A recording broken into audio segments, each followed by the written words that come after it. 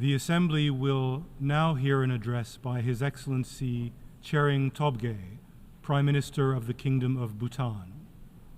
I request protocol to escort His Excellency and invite him to address the Assembly.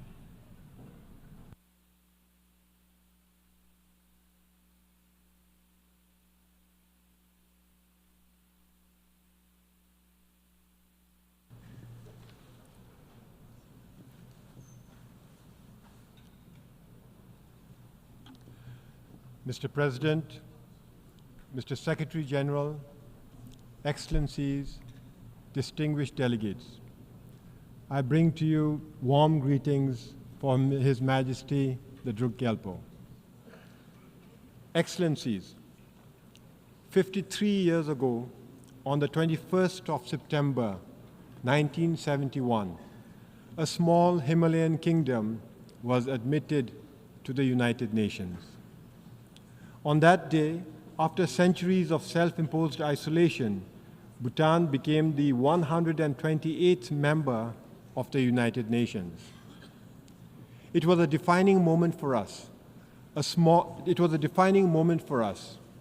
When a small, poor, landlocked country nestled in the world's highest mountain joined the global community of nations.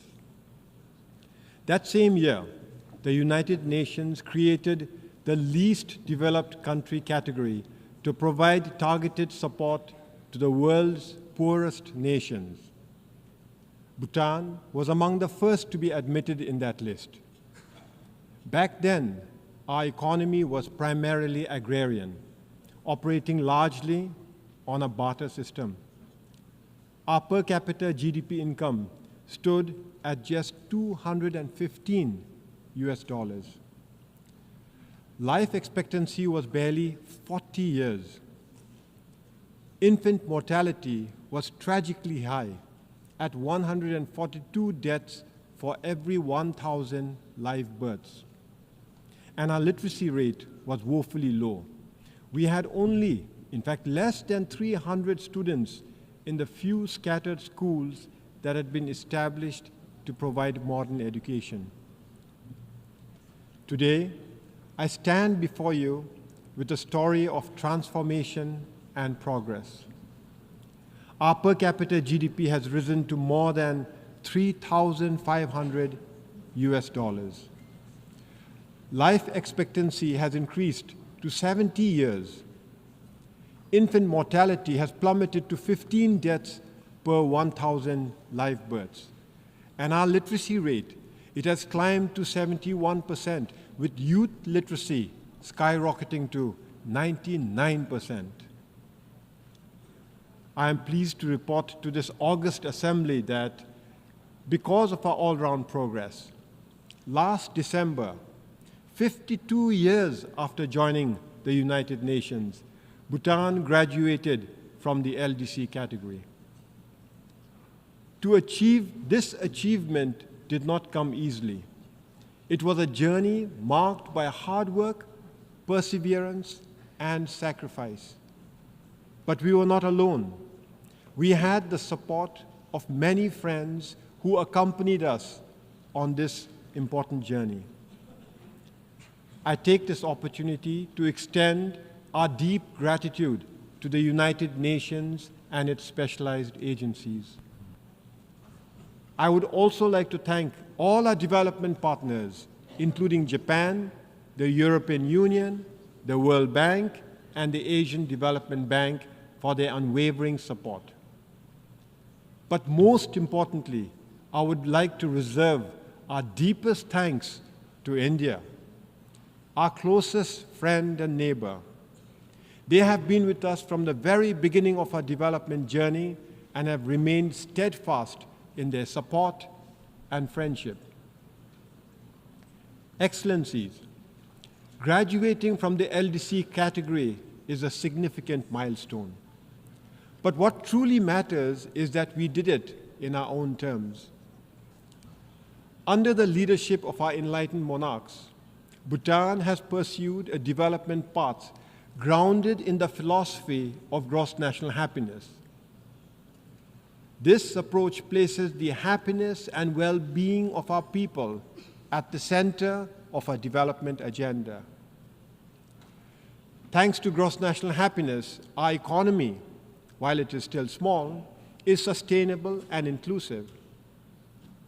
Healthcare and education are free for all. Our unique culture not only survives, but thrives. More than 72% of our land is under forest cover, and we are recognized as a biodiversity hotspot and a carbon-negative country. Our democracy, a gift from our king, has been embraced by a reluctant population.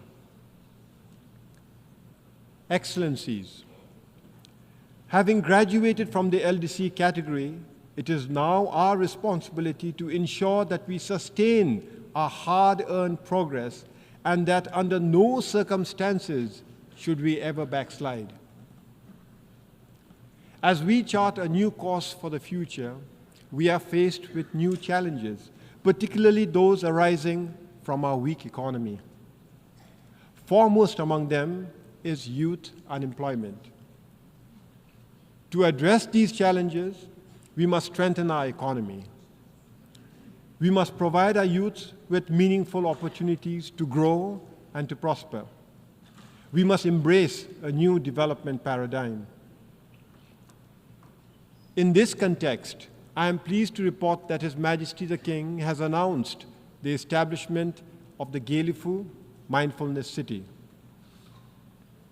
The Gaelifu Mindfulness City is a transformative vision for future urban spaces, a blueprint for living mindfully and sustainably.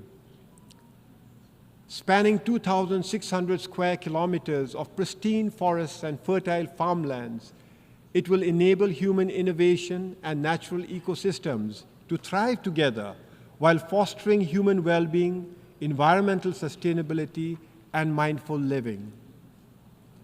We invite thought leaders, innovators, and investors to join us in building this groundbreaking city, contributing to a model of peace, harmony, and progress that others can follow. Excellencies, Bhutan's story is one of hope, but it is also a call to action. More than 50 years have passed, and only 7 nations have graduated from the LDC category, leaving 46 countries still in need. This is unacceptable. The international community must intensify its efforts to ensure that no nation is left behind, that all LDC countries achieve graduation. To accomplish this, we must address poverty, inequality, and vulnerability with a renewed sense of urgency. The Pact for the Future, which we adopted collectively at the Summit of the Future, provides us with a roadmap to transform the lives of the world's most vulnerable. However, transforming the future requires that we also transform institutions shaping it. The United Nations must evolve to meet the realities of today's world. The Security Council as it stands is a relic of the past. We need a council that reflects the current geopolitical, economic landscape, and social realities. Bhutan has long advocated for the reform of the Security Council to make it more representative and effective. For this, India, with its significant economic growth and population and leadership of the Global South, deserves a permanent seat at the Security Council. Similarly, Japan, a leading donor and peace builder, warrants permanent membership.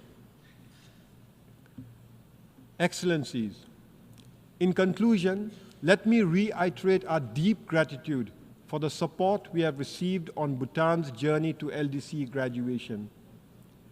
Now we are committed to sustaining this progress, but we will need your continued support. In this regard, we invite your support and investment in initiatives like the Gelifu Mindfulness City. However, as we celebrate Bhutan's progress, we must also intensify our efforts to support other LDCs, ensuring that they too can achieve graduation. In this regard, the role of the United Nations is more critical than ever, reinforcing the imperative for multilateralism in addressing the global challenges we face.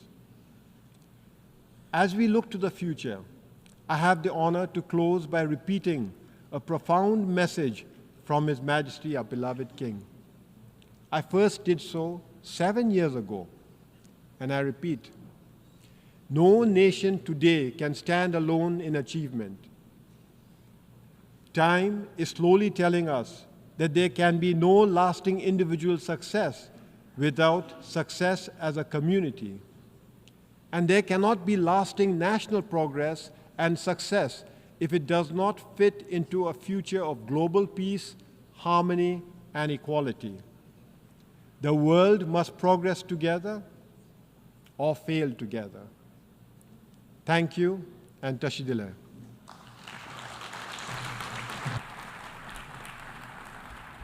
On behalf of the Assembly, I wish to thank the Prime Minister of the Kingdom of Bhutan.